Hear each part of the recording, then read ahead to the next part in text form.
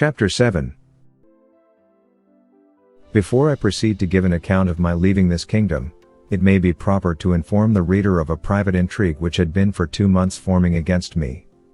I had been hitherto, all my life, a stranger to courts, for which I was unqualified by the meanness of my condition. I had indeed heard and read enough of the dispositions of great princes and ministers, but never expected to have found such terrible effects of them, in so remote a country, governed, as I thought, by very different maxims from those in Europe. When I was just preparing to pay my attendance on the Emperor of Blefuscu, a considerable person at court, to whom I had been very serviceable, at a time when he lay under the highest displeasure of his imperial majesty, came to my house very privately at night, in a close chair, and, without sending his name, desired admittance. The chairmen were dismissed. I put the chair, with his lordship in it, into my coat pocket, and, giving orders to a trusty servant, to say I was indisposed and gone to sleep, I fastened the door of my house, placed the chair on the table, according to my usual custom, and sat down by it. After the common salutations were over, observing his lordship's countenance full of concern, and inquiring into the reason, he desired I would hear him with patience, in a matter that highly concerned my honor and my life. His speech was to the following effect, for I took notes of it as soon as he left me. "You are to know," said he, "that several committees of council have been lately called, in the most private manner, on your account, and it is but 2 days since His Majesty came to a full resolution. You are very sensible that Skyrish Bolgalam, Gulbet, or High Admiral, has been your mortal enemy, almost ever since your arrival. His original reasons I know not, but his hatred is increased since your great success against Blefuscu, by which his glory as admiral is much obscured. This lord, in conjunction with Flimnap the High Treasurer, whose enmity against you is notorious on account of his lady, Limtok the General, Laukin the Chamberlain, and Balmuff the Grand Justiciary, have prepared articles of impeachment against you, for treason and other capital crimes." This preface made me so impatient, being conscious of my own merits and innocence, that I was going to interrupt him, when he entreated me to be silent, and thus proceeded. "Out of gratitude for the favors you have done me, I procured information of the whole proceedings, and a copy of the articles, wherein I venture my head for your service. Articles of impeachment against Quinbus Flestrin, the Man Mountain. Article I. Whereas, by a statute made in the reign of His Imperial Majesty Calin Deffar Plune, it is enacted, that, whoever shall make water within the precincts of the royal palace, shall be liable to the pains and penalties of high treason, notwithstanding, the said Quinbus Flestrin, in open breach of the said law, under color of extinguishing the fire kindled in the apartment of His Majesty's most dear imperial consort, did maliciously, traitorously, and devilishly, by discharge of his urine, put out the said fire kindled in the said apartment, lying and being within the precincts of the said royal palace, against the statute in that case provided, etc. against the duty, etc. Article 2. That the said Quinbus Flestrin, having brought the imperial fleet of Blefuscu into the royal port, and being afterwards commanded by His Imperial Majesty to seize all the other ships of the said Empire of Blefuscu, and reduce that empire to a province, to be governed by a viceroy from hence, and to destroy and put to death, not only all the Big Endian exiles, but likewise all the people of that empire who would not immediately forsake the Big Endian heresy, he, the said Flestrin, like a false traitor against his most auspicious, serene, Imperial Majesty, did petition to be excused from the said service, upon pretense of unwillingness to force the consciences, or destroy the liberties and lives of an innocent people. Article 3. That, whereas certain ambassadors arrived from the court of Blefuscu, to sue for peace in His Majesty's court, he, the said Flestrin, did, like a false traitor, aid, abet, comfort, and divert, the said ambassadors, although he knew them to be servants to a prince who was lately an open enemy to His Imperial Majesty, and in an open war against his said Majesty. Article 4. That the said Quinbus Flestrin, contrary to the duty of a faithful subject, is now preparing to make a voyage to the court and empire of Blefuscu, for which he has received only verbal license from His Imperial Majesty, and, under color of the said license, does falsely and traitorously intend to take the said voyage, and thereby to aid, comfort, and abet the Emperor of Blefuscu, so lately an enemy, and in open war with His Imperial Majesty aforesaid. There are some other articles, but these are the most important, of which I have read you an abstract. In the several debates upon this impeachment, it must be confessed that His Majesty gave many marks of his great lenity, often urging the services you had done him, and endeavoring to extenuate your crimes. The Treasurer and Admiral insisted that you should be put to the most painful and ignominious death, by setting fire to your house at night, and the General was to attend with 20,000 men, armed with poisoned arrows, to shoot you on the face and hands.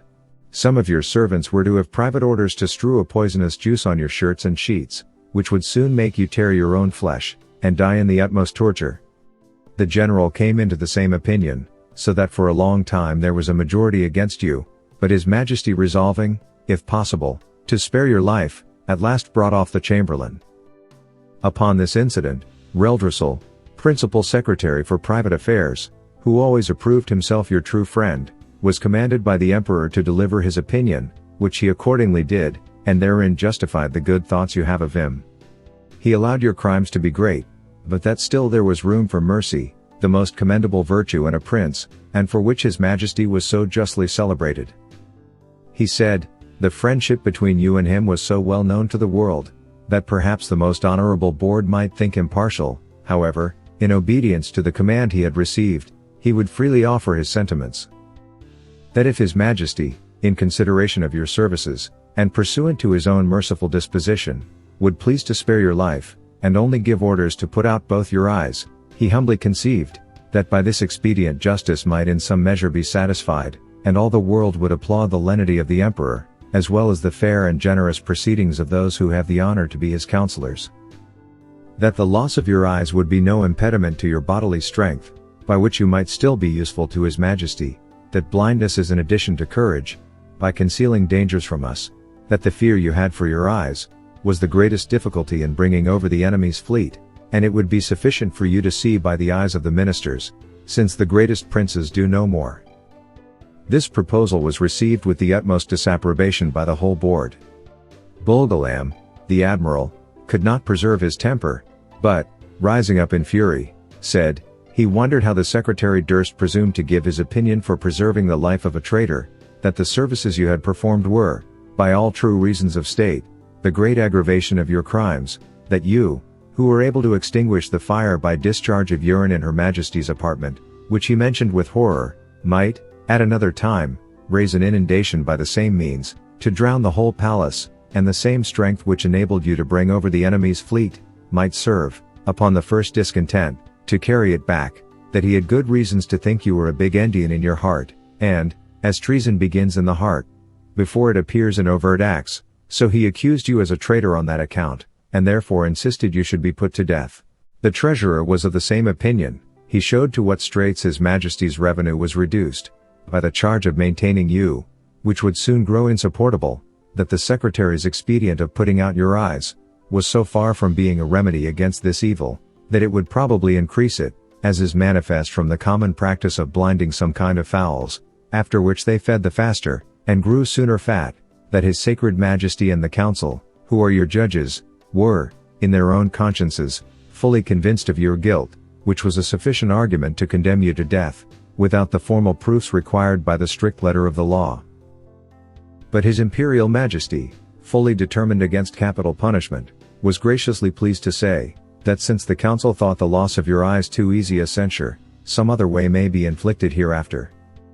And your friend the secretary, humbly desiring to be heard again, in answer to what the treasurer had objected, concerning the great charge His Majesty was at in maintaining you, said, that His Excellency, who had the sole disposal of the Emperor's revenue, might easily provide against that evil, by gradually lessening your establishment, by which, for want of sufficient food, you would grow weak and faint, and lose your appetite, and consequently, decay, and consume in a few months. Neither would the stench of your carcass be then so dangerous, when it should become more than half diminished, and immediately upon your death 5,000 or 6,000 of His Majesty's subjects might, in 2 or 3 days, cut your flesh from your bones, take it away by cartloads, and bury it in distant parts, to prevent infection, leaving the skeleton as a monument of admiration to posterity.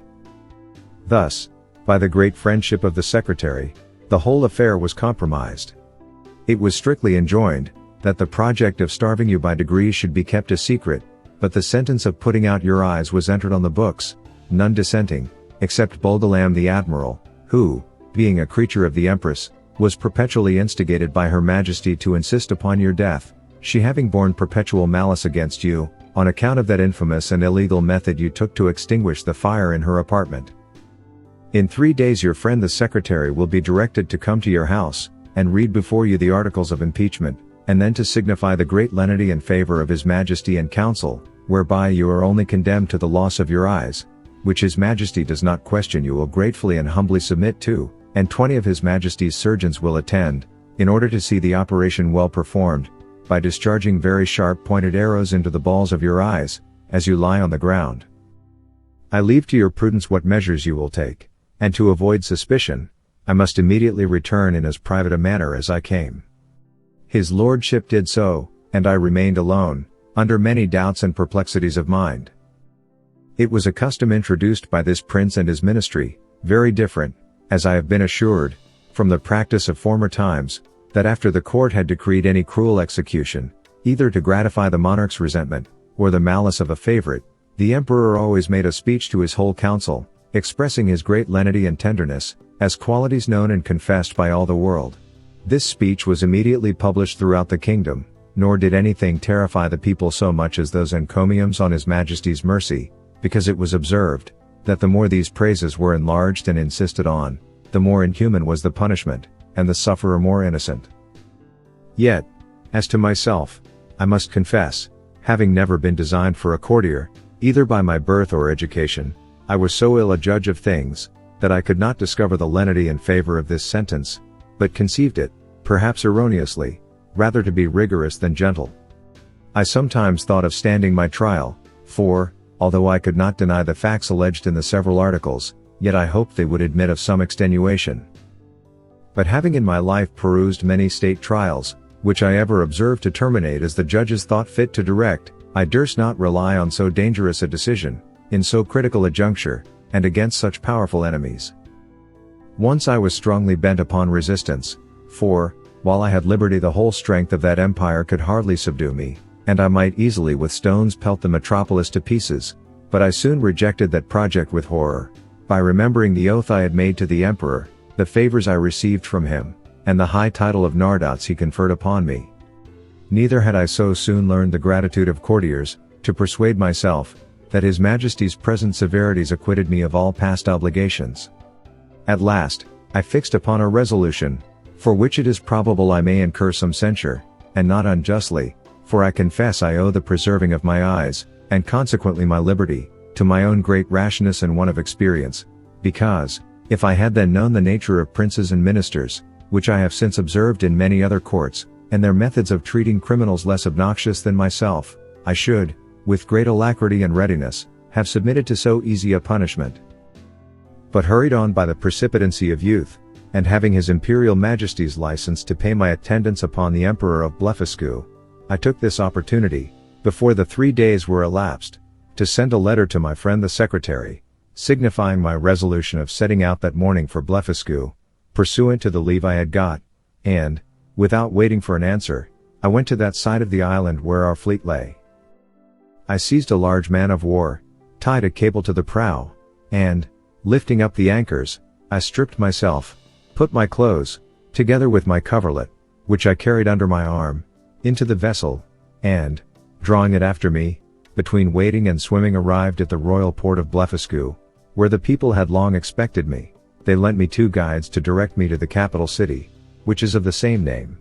I held them in my hands, till I came within 200 yards of the gate, and desired them to signify my arrival to one of the secretaries, and let him know, I there waited his majesty's command. I had an answer in about an hour, that his majesty, attended by the royal family, and great officers of the court, was coming out to receive me. I advanced 100 yards. The emperor and his train alighted from their horses, the empress and ladies from their coaches, and I did not perceive they were in any fright or concern. I lay on the ground to kiss his majesty's and the empress's hands. I told his majesty, that I was come according to my promise, and with the license of the emperor my master, to have the honor of seeing so mighty a monarch, and to offer him any service in my power, consistent with my duty to my own prince, not mentioning a word of my disgrace, because I had hitherto no regular information of it, and might suppose myself wholly ignorant of any such design, neither could I reasonably conceive that the emperor would discover the secret, while I was out of his power, wherein, however, it soon appeared I was deceived. I shall not trouble the reader with the particular account of my reception at this court, which was suitable to the generosity of so great a prince, nor of the difficulties I was in for want of a house and bed, being forced to lie on the ground, wrapped up in my coverlet.